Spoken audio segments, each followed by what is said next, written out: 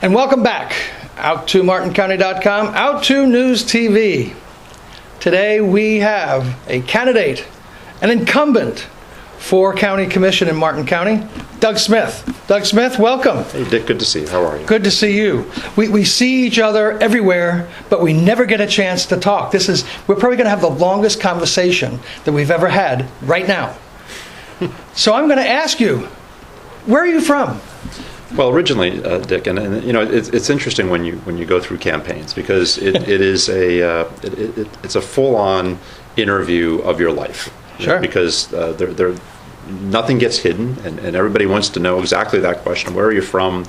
How did you get from point A to point B? And so, I was born in Massachusetts. That's where I originally came from. Where? Massachusetts. Where in Massachusetts? Westboro. Westboro. Little town just between Worcester and Boston, about halfway in between. Mm-hmm. Great, kind of quintessential little. I was up there last September. New England, farm town, apple orchards and little New England farms. Not too far from Lake Winnipesaukee. Yeah, it was a great place to work, to grow up and be raised. And I spent a lot of time in South Jersey. My mom was originally from South Jersey. Oh, okay. So a lot of time in the Jersey Shore.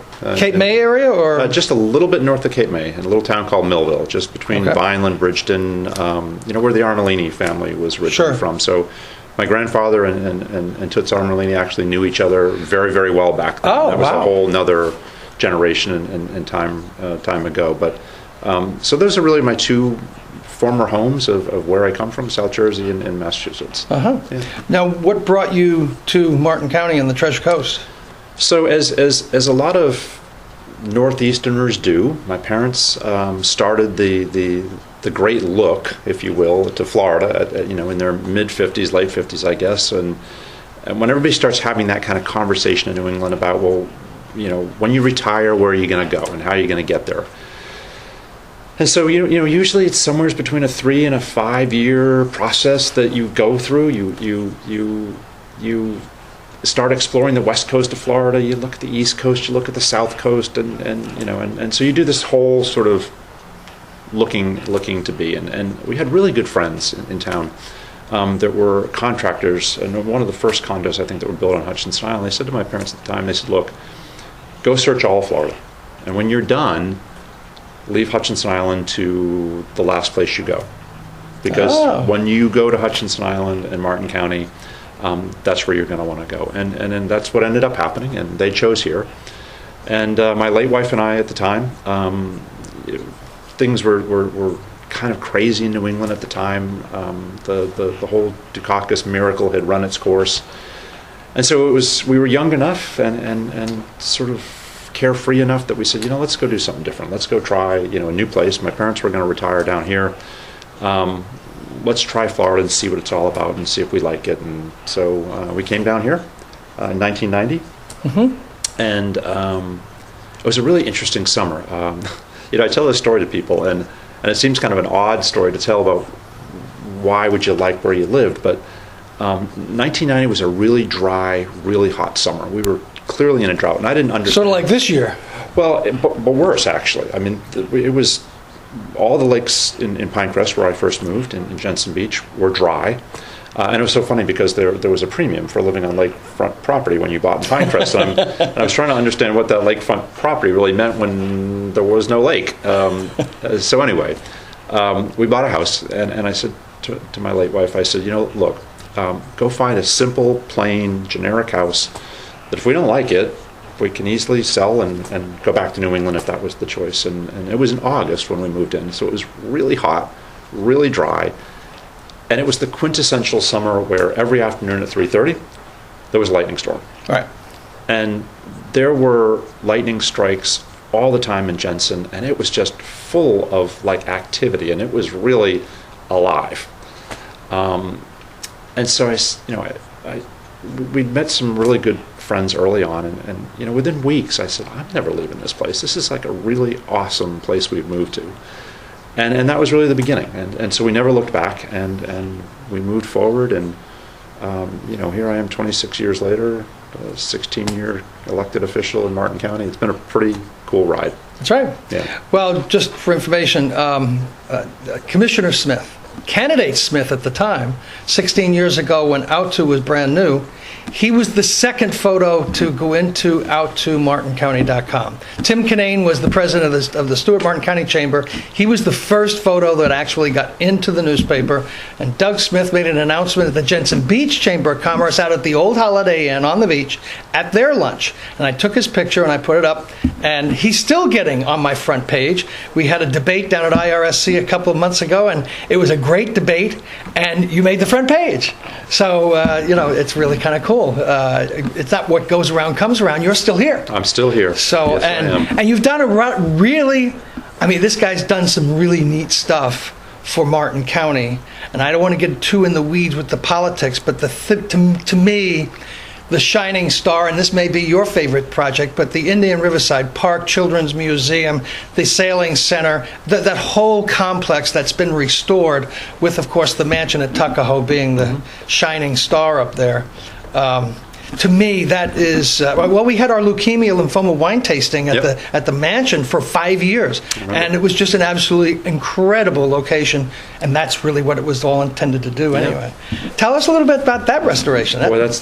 Honestly, Dick, that's almost a whole show to its that own. is. I mean, because it was literally a 16-year commitment to make that happen. And I can take the really long story and compress it down to a really short one, but there were two really important key things that happened in that whole story. A really good friend of mine, Dennis Clark, that owned Ampersand Graphics in Stuart. I used to do business with him with another business I was involved in years ago.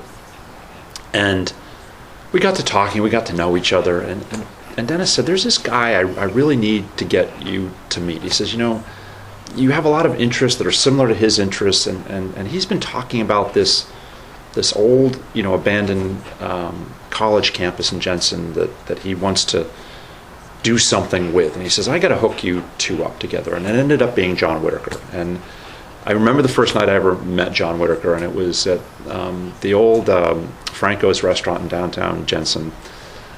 And we had this 2-hour conversation about life and where we were from. And as it turned out, his wife knew my aunt in South Jersey, in the Jersey Shore, from a whole nother life, and just there were lots of paths that crossed and a lot of different things that happened.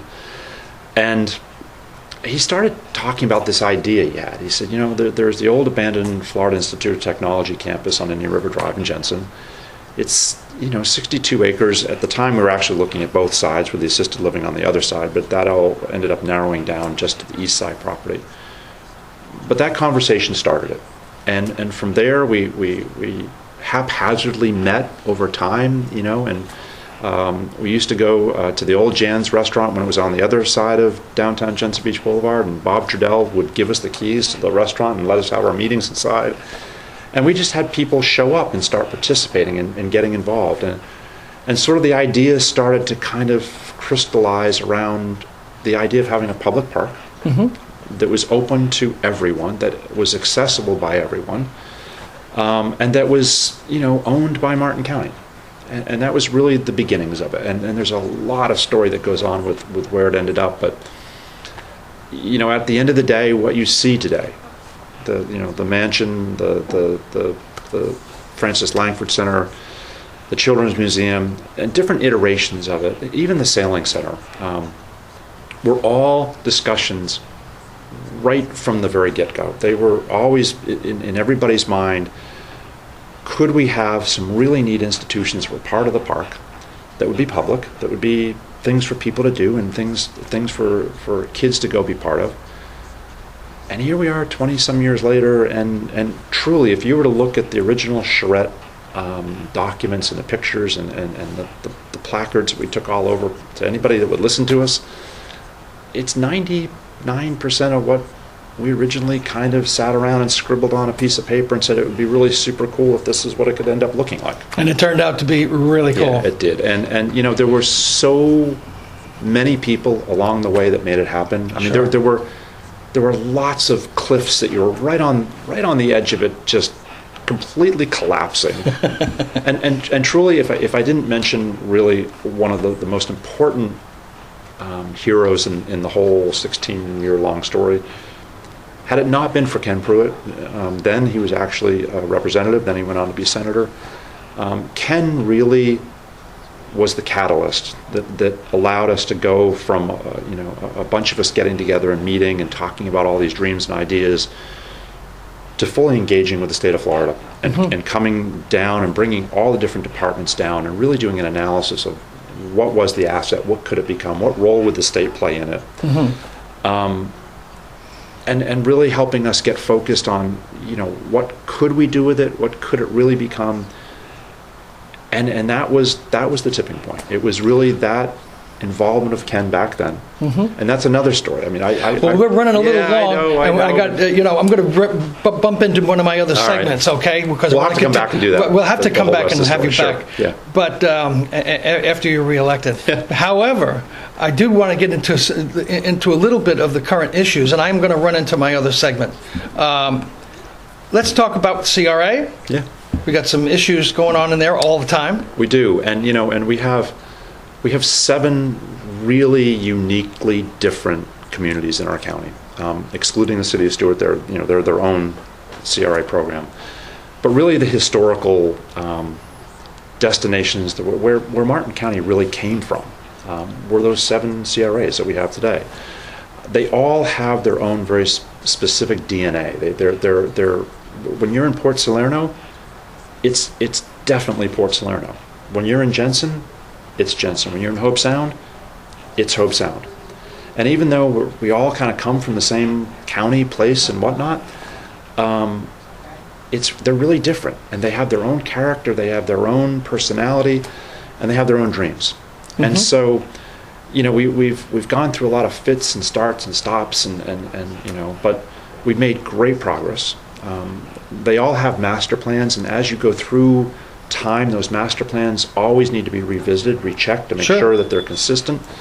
But at the core of it all, you have this amazing commitment from the community and the people who live in those communities to stick by it, keep showing up, keep working the effort, and making sure that their little piece of paradise becomes more relevant and more significant and even better.